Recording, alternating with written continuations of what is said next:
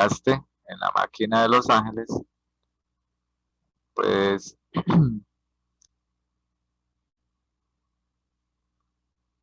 vamos a mirar ahora o a pasar a mirar el siguiente, que es resistencia a los sulfatos de los materiales pétreos, norma de envías 220. ¿Sí? Entonces, muchachos, pues este ensayo a los sulfatos, eh, de la cual habla la norma de envías 220, es otro tipo de desgaste del material. El anterior era un desgaste mecánico y lo que se evaluaba era la resistencia del material a ese desgaste. Aquí lo que se está evaluando es la resistencia al material a los efectos químicos que puede sufrir en un determinado uso. ¿Y por qué hablamos de sulfatos? Los sulfatos es el químico que más afecta las gravas, eh, inclusive el concreto y la arena. Entonces voy a darles o hacerles una presentación para contextualizarlos un poco en este tema de los sulfatos, o sea, por qué es importante este tipo de ensayo.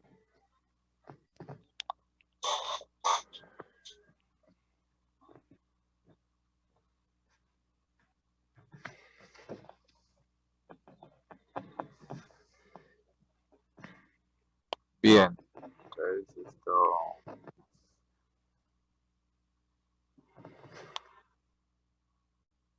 Sí, muchachos, pues podemos observar en la imagen que está al lado derecho, izquierdo, perdón, de sus pantallas, podemos apreciar un elemento estructural, una columna. Bueno, en algún tiempo era una columna, ya está fallada en su base, pero es una o es uno de los efectos que hace el sulfato en los elementos, que sería la grava, la arena y el concreto.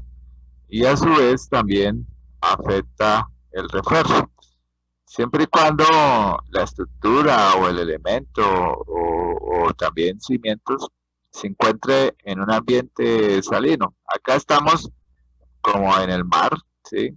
Eh, y obvio, pues el agua del mar es una gran fuente de sulfatos.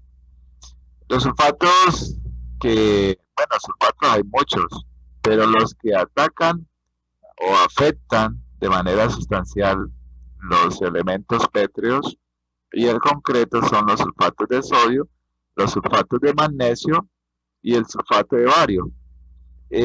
Los más usados y los más comunes en el agua, en el suelo, a veces aguas subterráneas o niveles freáticos, pues es el sulfato de magnesio y el sulfato de sodio. Y entre los dos, el más fuerte es el sulfato de magnesio, el que afecta más.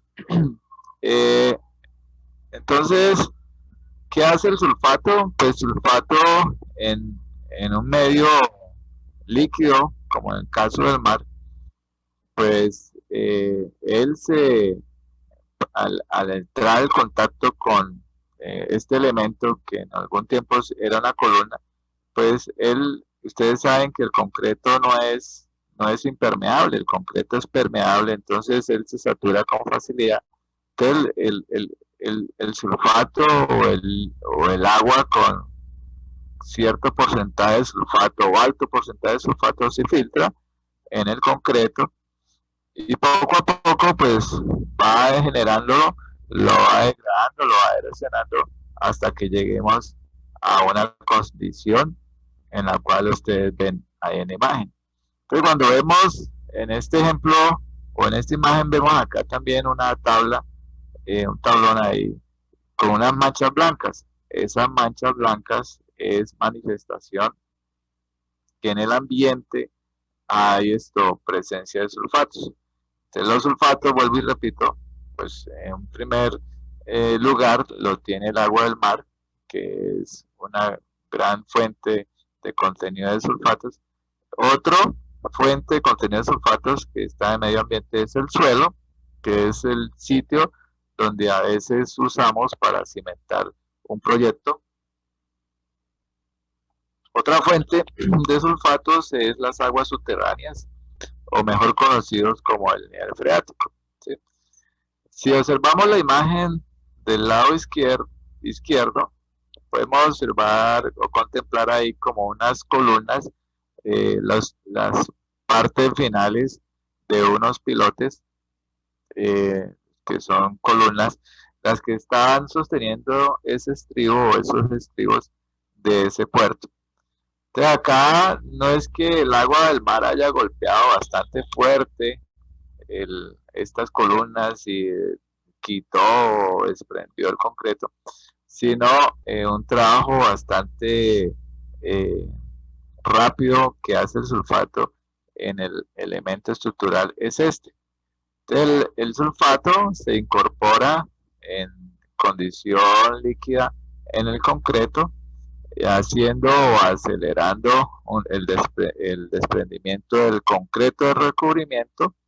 Luego empieza, cuando se cae por completo el concreto de recubrimiento del refuerzo, pues queda expuesto el refuerzo y ya el sulfato en el acero, junto con el oxígeno del ambiente, lo va oxidando y el sulfato lo va descascarando. ¿Sí? Empieza a caérsele capas a esa varilla como tal de acero.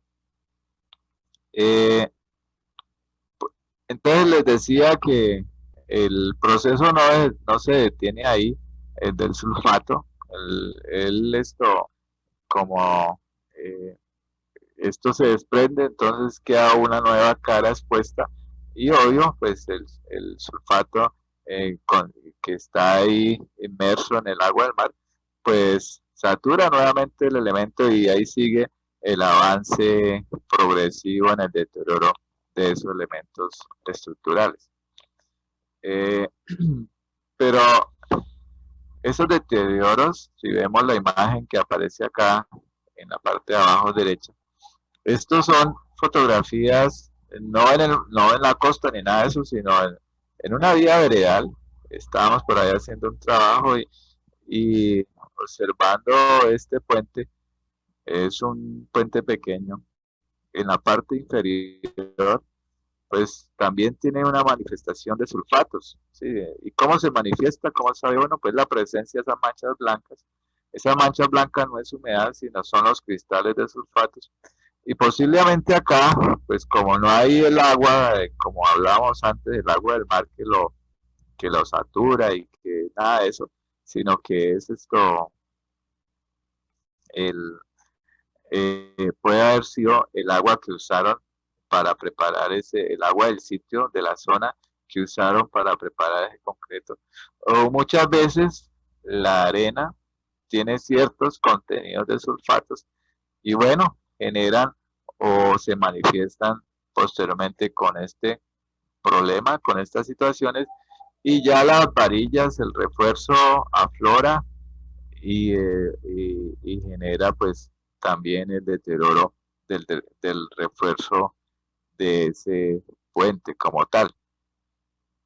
En el lado de esa misma imagen, en el lado derecho, aparece algo que llaman tablestacados, son unos muros, es un muro de contención en bloques, y al lado de atrás pues hay un suelo, pero ese suelo tiene contenido, el suelo puede tener contenido de sulfatos, que cuando llueve pues se satura y por algún lado se sale el agua, entonces generando estas manchas blancas, que es evidencia de que en el ambiente, ya sea a nivel del agua, a nivel del suelo, o si hay nivel freático con sulfatos, pues eh, hay genera esas pues, mala presentación de los elementos que pues en general elementos de concreto.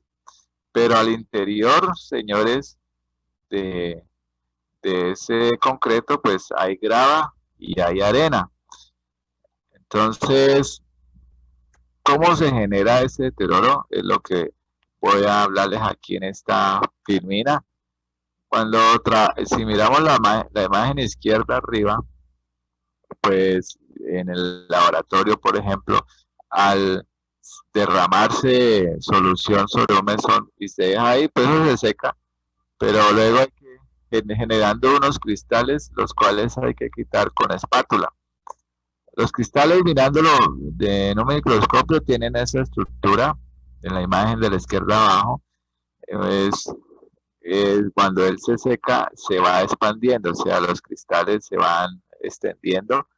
eh, Estos cristales están en un medio libre, o sea, eh, no hay nada que los restrinja ni nada. Eh, entonces, ¿por qué? Porque es que el sulfato como tal tiene la característica que cuando se seca se expande. Entonces, cuando yo les hablo que el sulfato se incorpora, o el agua, el del mar, o, sí, o como tal esto puede ser otra fuente de agua, se incorpora en el concreto, pues él entra en condición líquida y estando en condición líquida no hace ningún efecto. El problema resulta es cuando se seca. Entonces cuando se seca se expande. En la imagen del lado de la mitad, del centro, mejor dicho, podemos ver un corte concreto donde lo negro es la grava, pero vemos alrededor de la grava unos espacios, incluso más adentro de la grava, vemos unos espacios blancos, unos puntos blancos, que son eh, esos sulfatos como tal ya secos, ¿sí? Y vemos otros, en esa imagen vemos otros sitios donde también se ha incorporado el sulfato. Pero el sulfato entra al concreto, vuelvo y les digo, en condición líquida, pero al secarse,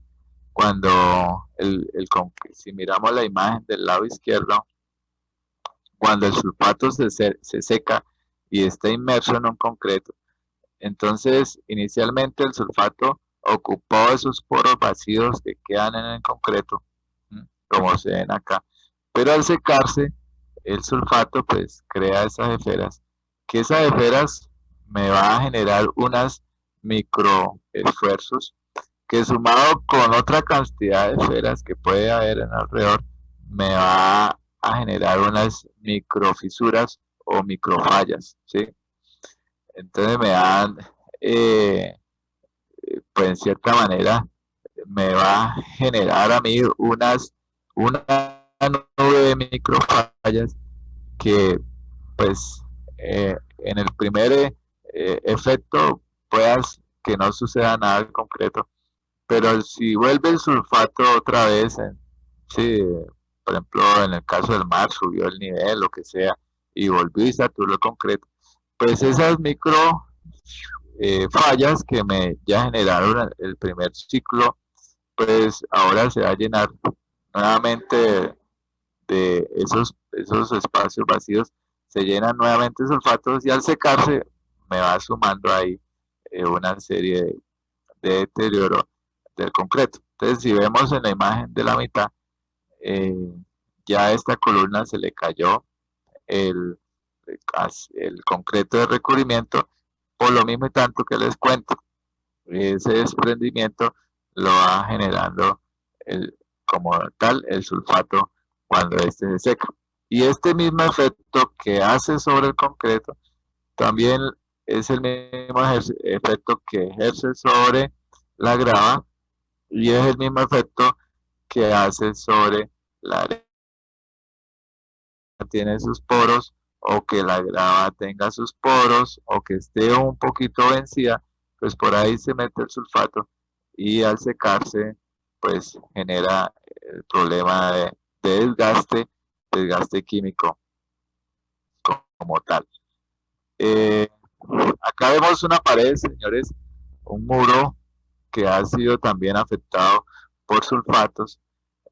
Posiblemente este muro, que puede ser un friso o un estuco, puede ver que el agua que se usó de la zona no era muy ideal, sobre todo a las zonas de los llanos se encuentran aguas con cierta cantidad de sulfatos y o la arena posible que se usó haya presentado algún contenido de sulfatos. Entonces ahí podemos ver la exposición, podemos ver la condición. Sale unas lamas de color blanco, pero la gente le llama humedad. No es humedad, eso es la presencia de sulfatos. Que, ¿Cómo reaccionó esto cuando le cayó agua o llovió mucho o hay una tubería rota o por sí que se humedeció ese sector y en ese caso pues entra a reaccionar el sulfato? El proceso que les digo, se humedece, se seca y al secarse es cuando empieza el trabajo como tal. Por eso, muchachos, nosotros trabajamos este ensayo del desgaste por efectos del sulfato,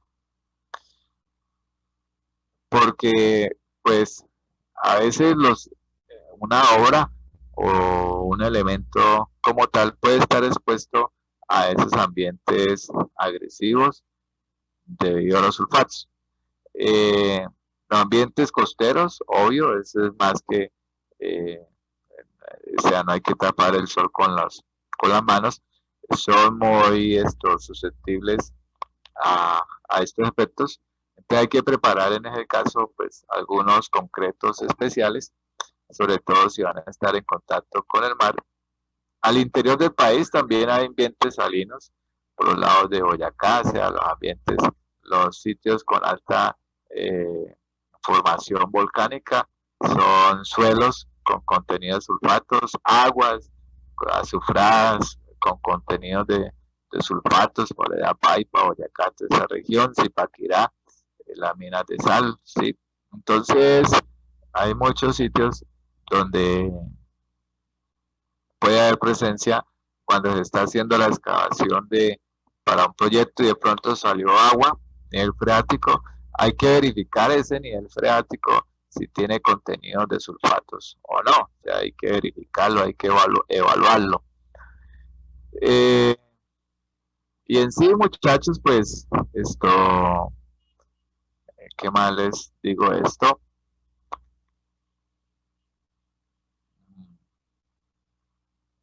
Una vez llegaron ahí a la UIS, al laboratorio, dos ingenieros ya un poco veteranos, pero llegaron a echarle la culpa al que hace los diseños de mezcla en la WIS, se llama Jairo, y él pues lleva 40 años haciendo diseños de mezcla.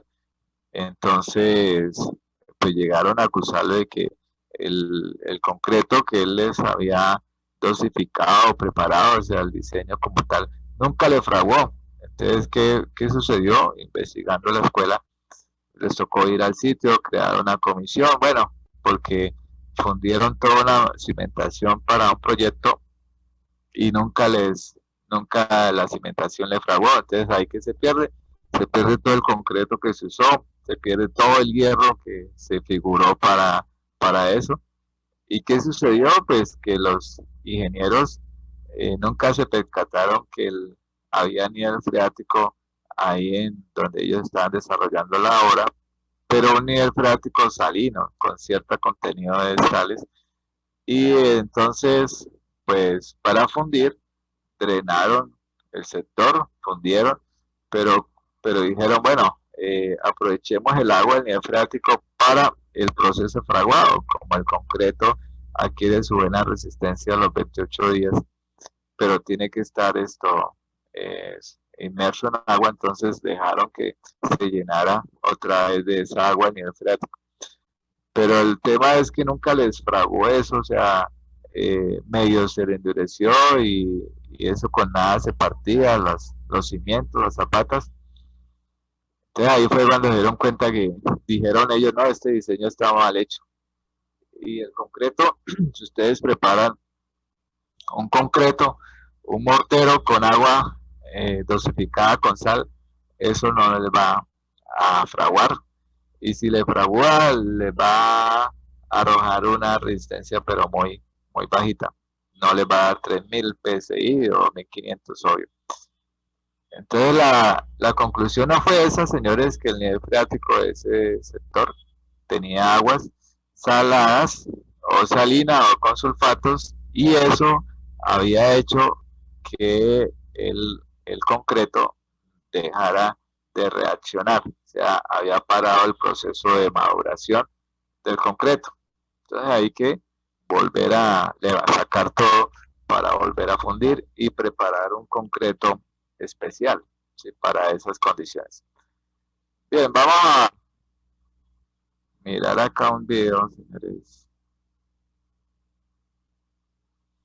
Está acá. Señor. Pregunta.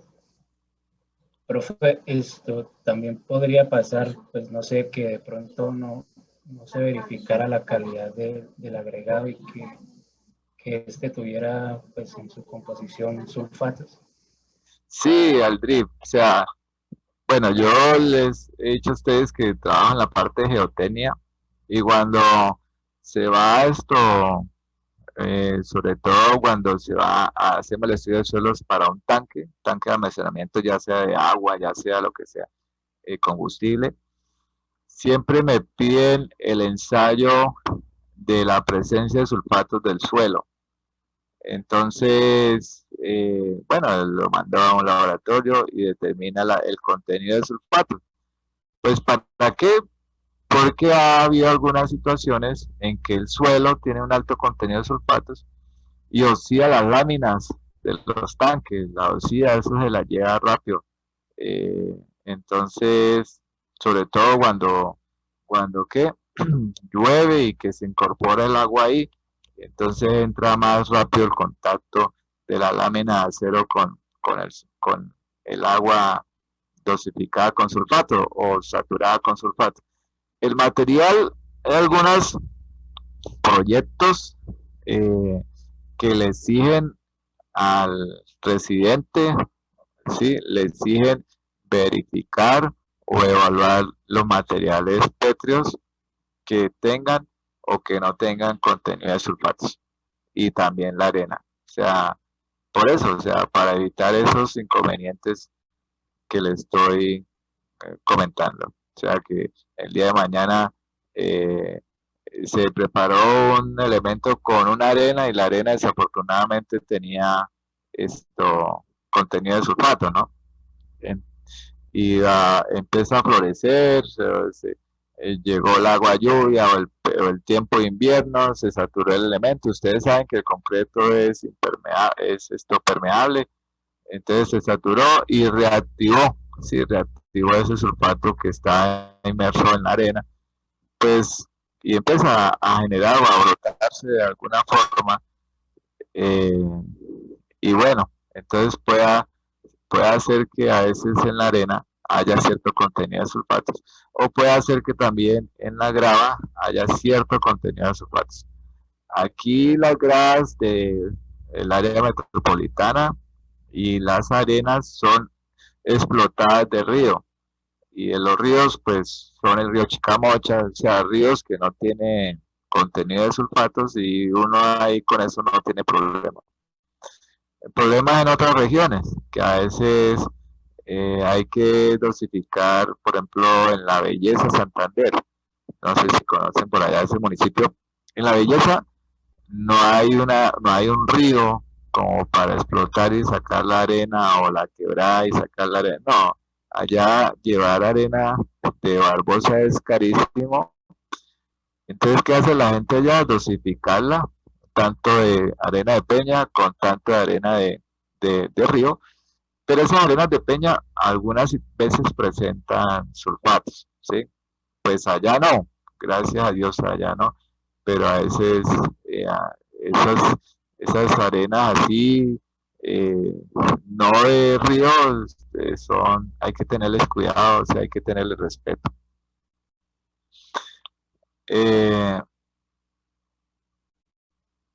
Y bueno, y hay un ensayo, pues no de los que hacemos nosotros, ya es un ensayo químico para determinar el contenido de sulfatos en la que, contenido de sulfatos en la grava, en la arena.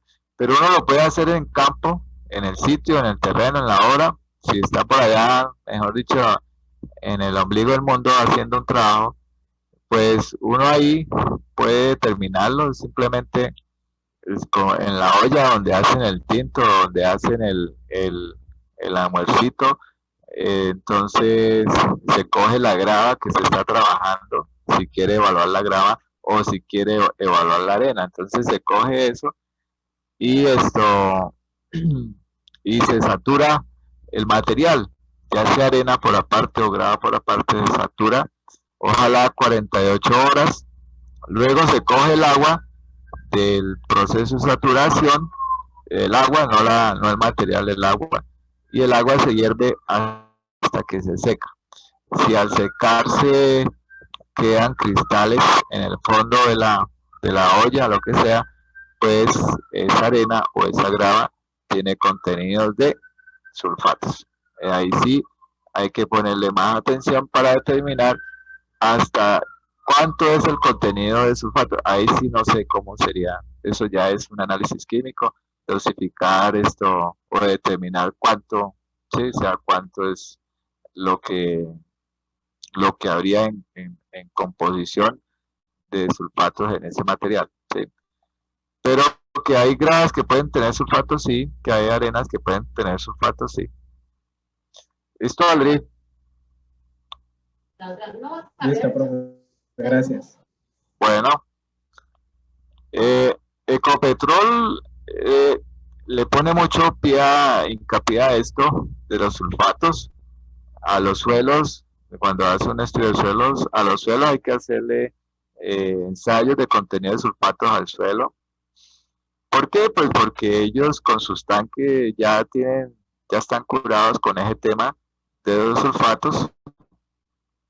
Las gravas que a veces utilizan para asentar o la arena que a veces utilizan para asentar los tanques, pues también, o sea, los tanques, digo, al interior, también hay que hacer ensayos para que esa arena o esa grava no vaya a resultar con sulfatos, porque eso lo oxida la lámina y bueno, ya pues, imagínense que sea, y les ha pasado, entonces hay que desocupar el tanque, luego hay que lavarlo completamente, porque quién va a entrar a un tanque allá lleno con, pues, no sé, algún tipo de combustible, lavarlo completamente, hay que generar todo, no, eso es una cosa compleja para que pueda entrar alguien a un tanque y poder hacer una reparación. Entonces sale a veces, como dice el cuento, más caro el caldo que los huevos. Y para el ministro Carrasquilla, pues esto creo que él también diría lo mismo, ¿no? Todos los memes que le están haciendo porque no sabe qué vale un cartón de huevos. Bien, entonces vamos a visualizar aquí, señores, un videito del ensayo. No es que el que ensayo deja muchas cosas por fuera, este ensayo, pero bueno, para presentar un ensayo completo, me tocaría presentar varios, como 10 o 15 de a 3 minutos. Entonces dije, no, este más o menos, como que el video abarca las cosas del ensayo, como lo más básico, pero pues cuando ustedes lean la norma se van a dar cuenta que van a encontrar otras. Resistencia a los sulfatos. Norma ASTM-C 88. Alcance. Este método sirve para probar la solidez de los agregados cuando están sujetos a la... Ya les comparto aquí el sonido, si tienen, ¿no? Sí, señor, sí tiene. Sí, ahí, voy a agrandarlo.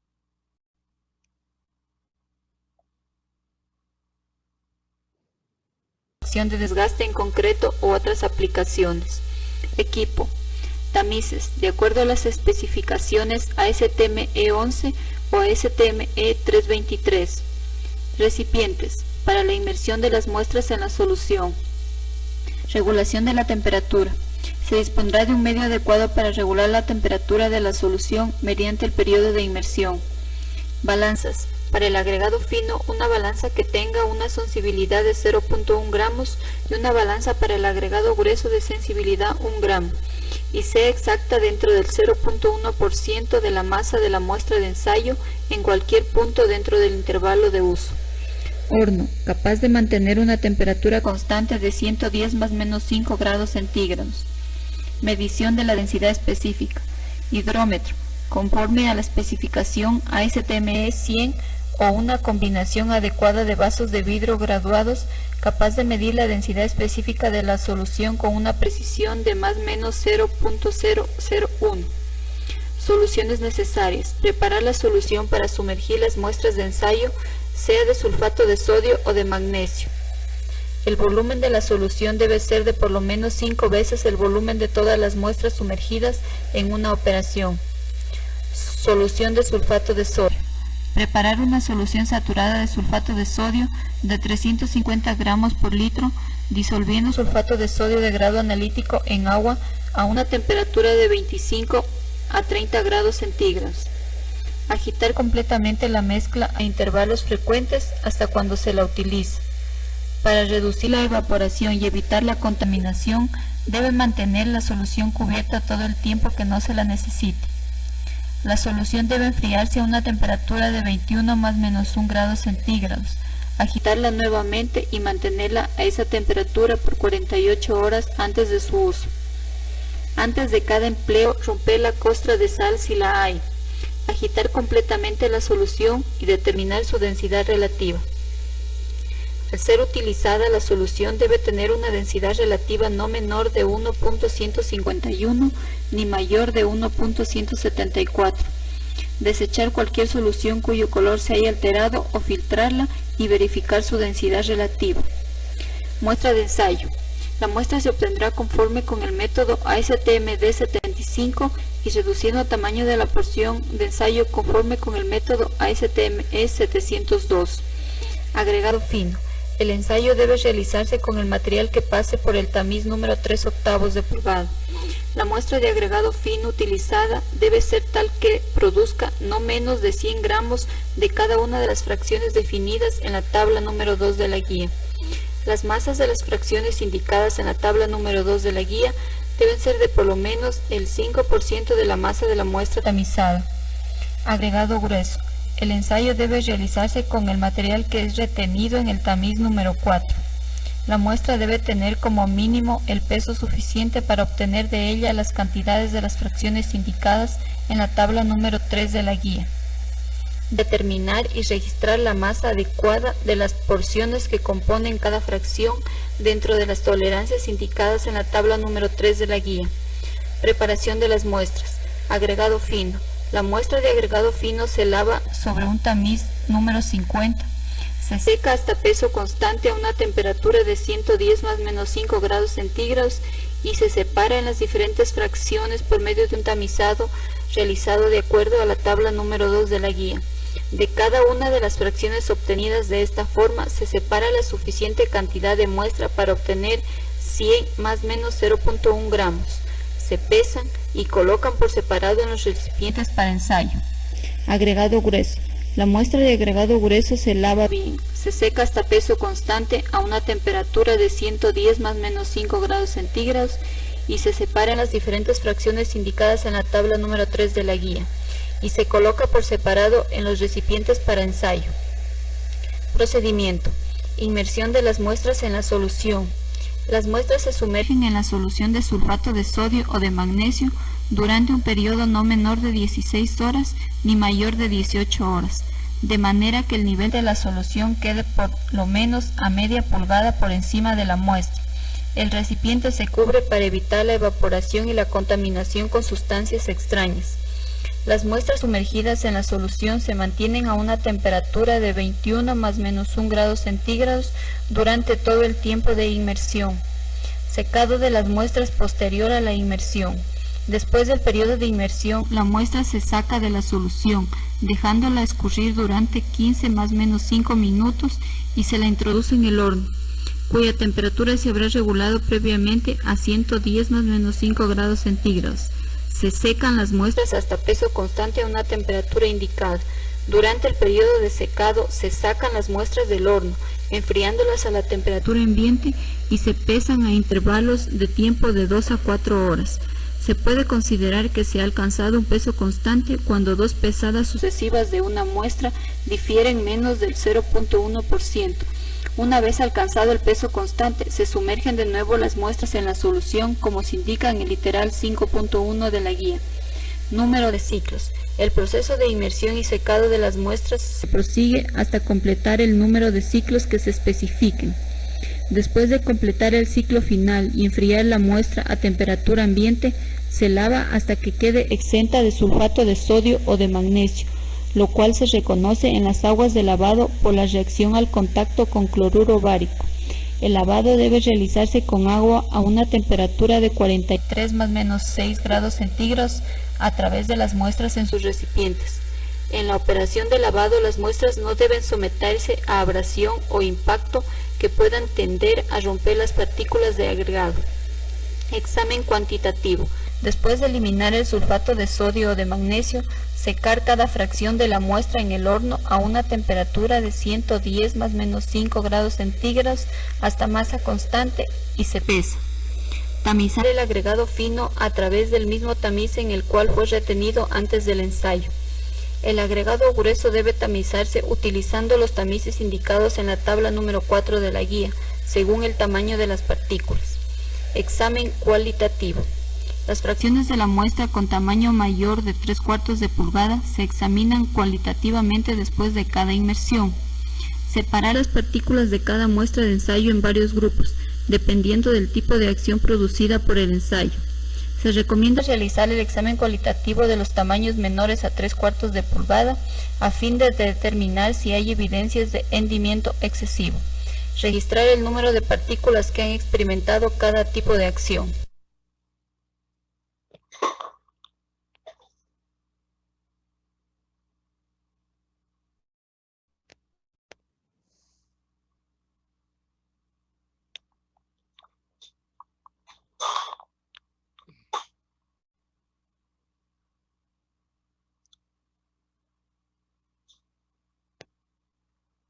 Bueno, pues más o menos ese es el ensayo, es el procedimiento a seguir.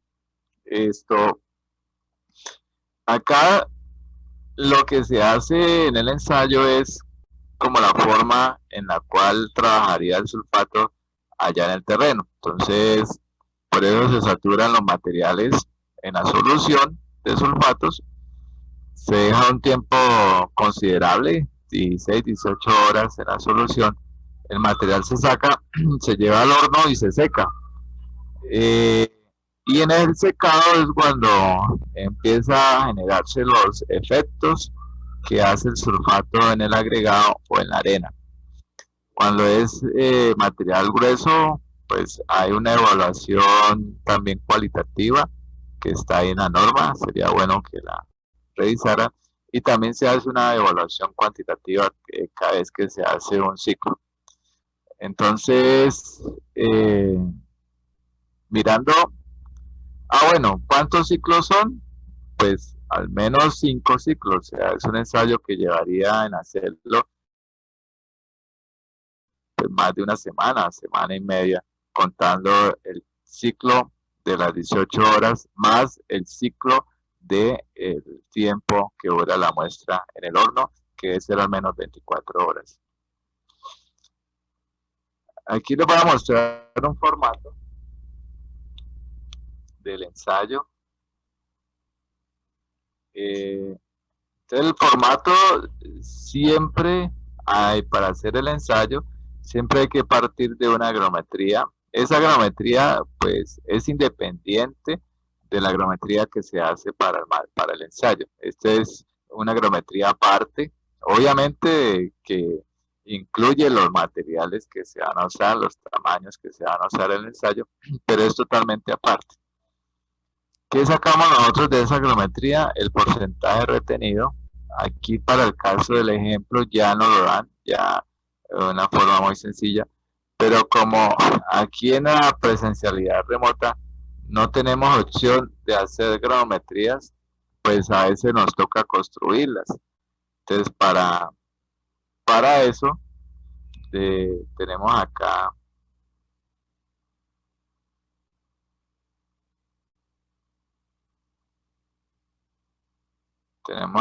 una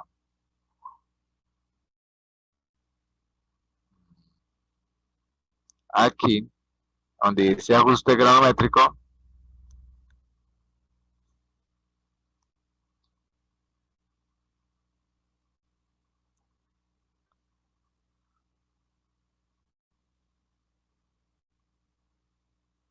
Bueno, tenemos ahí esta granometría y entonces, ¿qué es lo que vamos a dejar de tarea para que ustedes la otra semana lo vamos a pedir para poder hacer un ejercicio acá de desgaste de sulfatos? Pues vamos a construir a partir de esta franja granométrica que nos dan. Esto es SBG, significa subbase granular tipo 1 y subbase granular tipo 2. Entonces vamos a trabajar con la subbase granular tipo 1. Entonces construir la que es, en este caso es devolvernos, nos dan el porcentaje que pasa o el rango del porcentaje que pasa. Entonces vamos a determinar porcentaje retenido y luego determinamos los pesos retenidos en cada uno de los tamices. Vamos a asumir un peso inicial, o sea, sin lavado ni nada de ese cuento, de 5.000 gramos. Y eso es lo que vamos a distribuir en los tamices. Entonces, ¿cómo ajustamos una granometría de estas? Entonces, o cómo iniciamos. Pues se inicia de abajo, de arriba hacia abajo, perdón. Acá en el caso del tamiz 2 pulgadas, dice que no pasa nada, no, pasa al 100%. Es decir, que retiene 0. Siguiendo al tamiz de 1,5 pulgadas, dice que pasa 70 al 95%. Entonces, ¿qué me da a mí entender?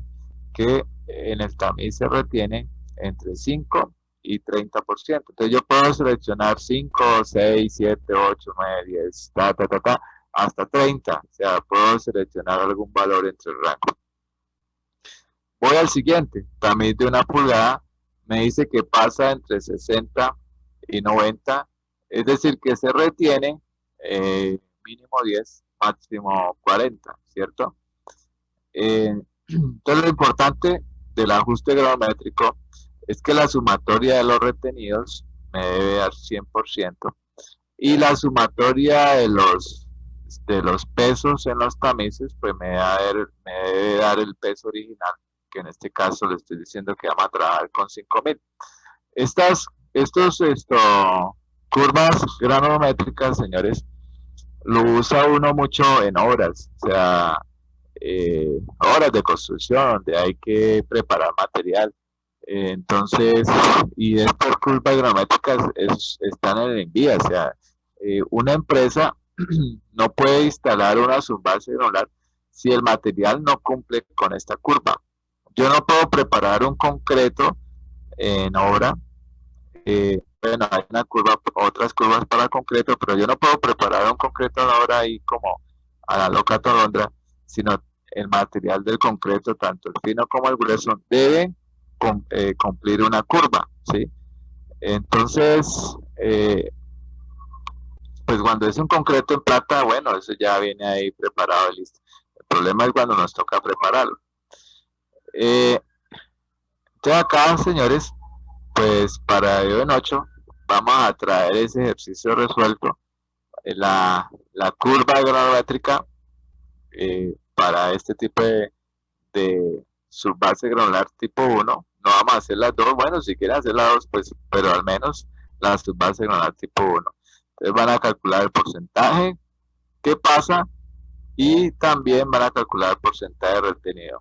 No hay que trabajar con un, o sea, esta mañana me preguntaban que si trabajan con una franja. No, hay que seleccionar un valor, porque cuando uno va a pesar el material que se requiere, pues no le puede decir al maestro, necesito de 1,5 pulgadas entre 3.000 o 4.000 gramos, sea, pues tampoco, hay que decirle 3.000 algo, o 3.000 o 4.000, o sea, hay que definirle bien eso.